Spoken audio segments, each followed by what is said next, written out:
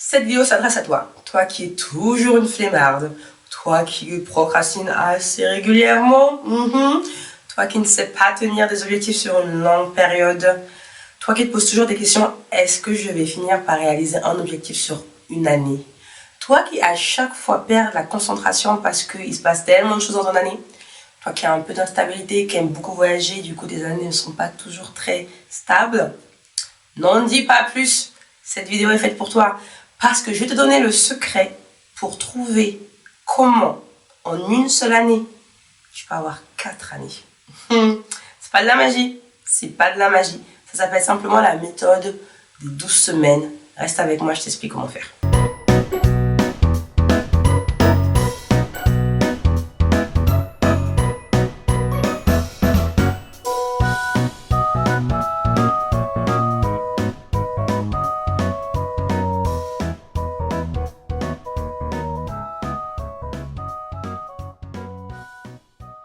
Hello ma populace, j'espère que vous allez bien. On se retrouve aujourd'hui pour une nouvelle vidéo productivité et vous l'avez vu, on va parler de la fameuse méthode des 12 semaines. Je vous en ai parlé dans ma vidéo retour sur YouTube, dans ma vidéo sur l'instabilité, bref, je vous en parle assez souvent dernièrement.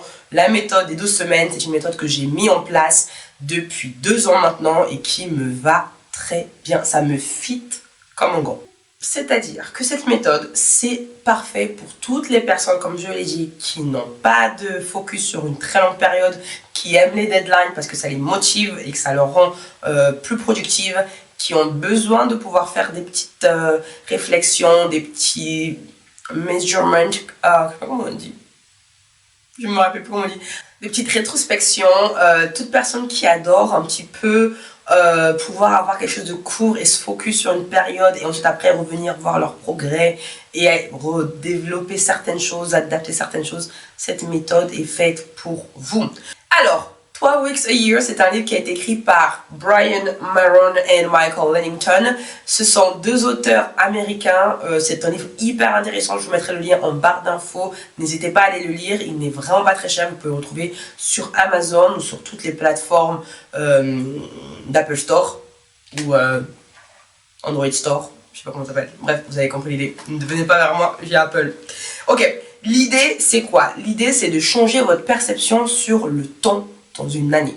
Une année, vous le savez tous, c'est construit en 12 mois avec des mois de 31 jours, de 30 jours et 28 jours pour février. Mais là, on vous dit, oubliez tout ça. Oubliez la période des 12 mois et dites-vous que votre année, c'est 12 semaines. C'est tout. Plus 12 mois, 12 semaines. Et ça veut dire que aussi dans l'année, on a l'habitude d'avoir 4 périodes qu'on appelle par trimestre. Et là, ils vous disent non, oubliez ça et dites-vous que chaque 12 semaines, c'est une période en elle-même. Les calculs sont un peu bizarres, mais restez connectés, je vais vous expliquer ça plus en profondeur. Donc vous vous dites que déjà, premièrement, les 12 mois, on les enlève, on les remplace par 12 semaines.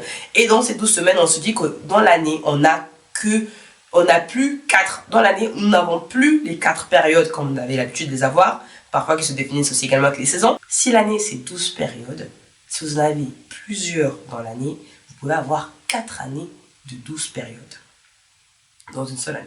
Et vous obtenez du coup une période, donc un trimestre égale une année de 12 semaines. Est-ce que c'est clair? Est-ce que j'ai perdu personne? J'espère que non. Donc ça veut dire que si vous avez compris que chaque période c'est une année et que dans chaque période vous avez 12 semaines, donc vous avez autant de semaines que de périodes au final, vous vous retrouvez avec 4 années dans une seule, puisque vous avez 4 trimestres par année. Et là, vous vous dites, mon Dieu, mais je suis hyper productif, effectivement. Vous ne pouvez pas ne rien accomplir avec 4 années en une seule. Parce que lorsqu'on n'a qu'une année, on peut se dire, allez, c'est trop petit, j'ai pas le temps. Mais lorsqu'on a 4 années dans une seule année, là, on peut se dire que, minute papillon, je peux faire des choses. Et je vais faire des choses. C'est toute l'idée derrière la méthode qu'ont mis en place les auteurs Brian Maron et Michael Lennington. Du coup, je vous explique ça maintenant, sans passer dans les 12 semaines, les 4 périodes, etc. pour comprendre mieux. En gros, votre année, c'est 12 mois toujours. Vous reprenez vos 12 mois, vous les divisez en 4 trimestres de 3 mois.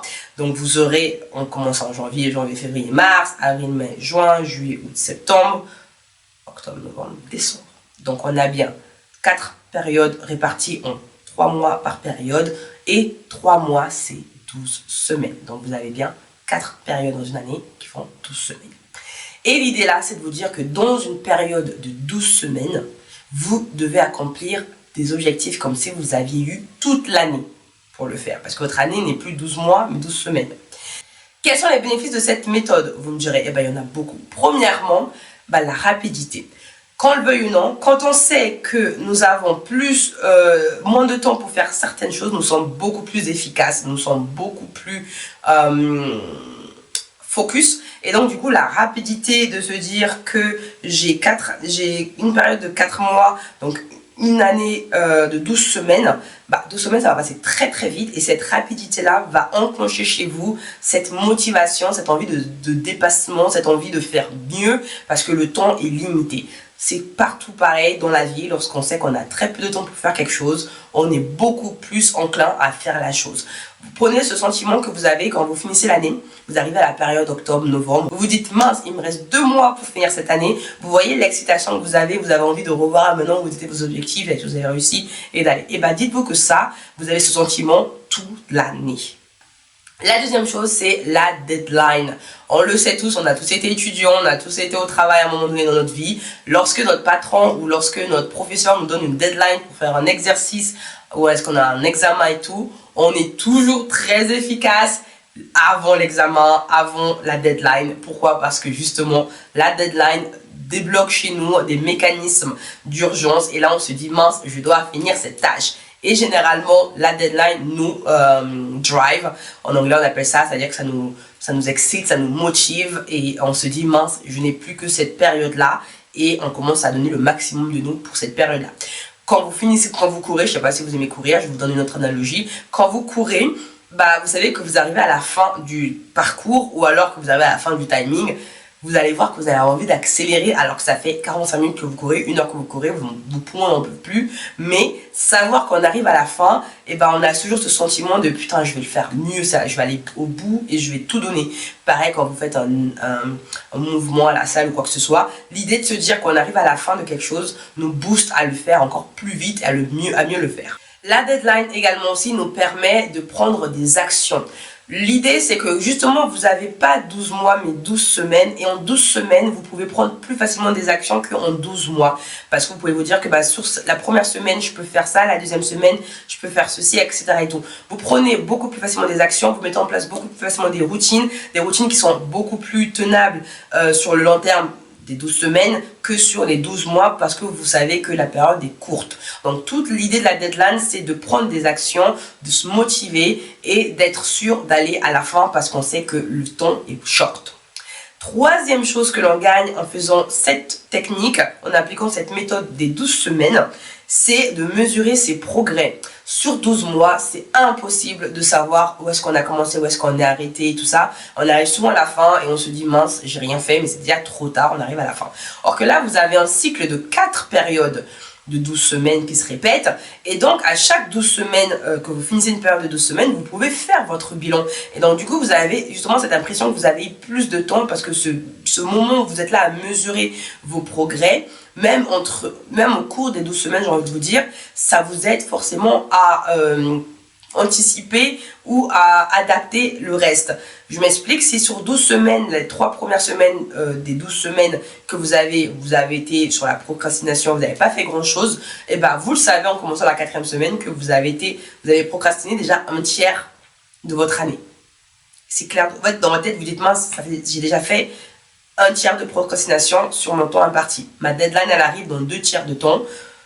Et là, je n'aurai pas la possibilité de tout finir parce que vous venez de passer 4 mois à rien foutre. Et là, vous dites mince, je viens de passer 4 mois à rien foutre, il faut absolument que je travaille autre chose. Et donc, vous allez travailler autre chose. Donc, l'idée, c'est de vous dire que il faut absolument à chaque fois avoir la possibilité de mesurer ses progrès et de pouvoir s'adapter à ce qu'on a fait avant ou après parce que justement on sait d'où on part et on sait où on va arriver parce que le timing est encore une fois plus très très court, on est sur une deadline. Quatrième chose positive que ça va vous amener, c'est la responsabilité. Il n'y a pas plus responsable que de voir ses échecs et de s'adapter à ça. Et quand vous le voyez sur une période de 12 semaines, c'est beaucoup plus impactant que sur une période de 12 mois. Sur une période de 12 mois, vous pouvez commencer à inventer mille et une excuses, qu'elles soient justifiées ou non, mais vous allez ramener plein d'excuses sur une période de 12 mois parce que la deadline est tellement longue et tellement vaste que vous avez même oublié la deadline, alors que sur une petite période, en fait, les excuses, elles ne sont pas trop possibles, et donc du coup, vous avez ce sentiment de responsabilité envers vous et vos propres actions, et quand vous allez échouer, ça va vous impacter directement, et vous n'allez pas vouloir recommencer ça sur la deuxième période des 12 semaines, et donc vous allez vous adapter à ça parce que l'impact est le sentiment est hyper impactant sur la timeline très courte que l'on a des 12 semaines. Un autre point positif à ça, c'est que vous allez rester concentré, et donc en étant concentré, vous allez forcément obtenir des résultats. Si votre période de 12 semaines, c'est scolaire par exemple, vous savez que là, vous avez 12 semaines pour vous focus sur vos cours, vous allez rester très concentré, et en étant très concentré, il y a de fortes chances que quand vous vous présenterez à un examen partiel, un examen de validation, vous pourrez valider facilement vos examens puisque vous aurez été concentré.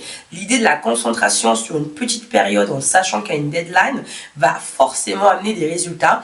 Pas forcément tous des résultats, mais vous aurez au moins un ou deux résultats à la fin de la période de 2 semaines, alors que sur 12 mois, vous pouvez n'avoir aucun résultat, bien souvent parce que la période est tellement longue qu'on a oublié de faire des choses, on était plus concentré. Là, sur une période courte, on reste concentré et donc automatiquement, on récupère des résultats.